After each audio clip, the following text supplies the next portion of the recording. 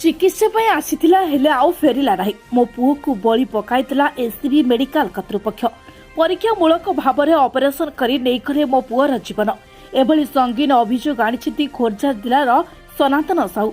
पुओ शुभ्रांशु साहूर चिकित्सा गुरुतर अवहेला जनित मृत्यु सह मिथ्या सूचना देवा घटनार उपयुक्त तदंत करी दोषी को दंड देवा उद्देश्य स्थानीय कटक मंगलाबाग थाना एससीबी कर्तृपक्ष नाँ एतला करिसेंति से।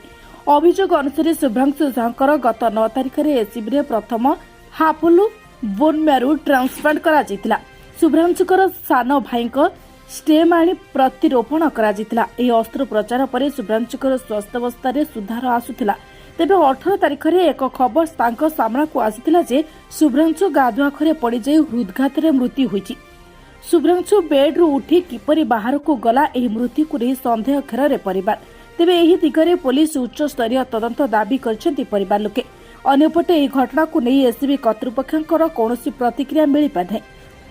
हायर लेवल रे आम एनक्वायरी कर प्रॉपर रिपोर्ट दबु किंतु किछि मु कहि परबे एब्सोल्युटली। आपण जो कहले एते दिन परे गोटे 20 वर्षर पिलाटी चली जाई जे तार मानसिक कोन स्थिति थिबो आपण निजे अनुमान करि पारुथिबे बुझले।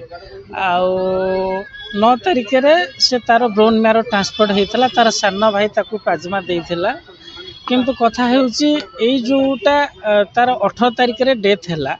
18 तारिख में आमको कौन सी मेडिकल कर्तृपक्ष खबर न दे विभिन्न गणमाध्यम प्रिंट मीडिया आम देखा पाइल बाथरूम रू गोड़ खसी जाइए। गोड़ खसी जबार तार हृदघात मृत्यु होती। किंतु कथा हूँ आम पिला पाखे से केबिन में तार माँ और आई थिले से माने बेड तलु से केबे ओल्हे ना एवं आई जो रिपोर्टा बाहरिला गणमाध्यम आमको बहुत दुख देइछि। मानसिक जंत्रणा मध्य देइछि। पिलाटी संपूर्ण भाव सुस्थ थिला। तार बंचिबा पिलाटी संपूर्ण भाव सुस्थ थिला। मु आपनकु देई देबी तार 9 तारिख पर तार ऑपरेशन पर भी सुस्थ थिला। किंतु कथा होछि केउ कारण पे पिला मृत्यु हैला आमे संदेह करे। कटकरू रजत कुमार महांती का रिपोर्ट आज टीवी ओडिया।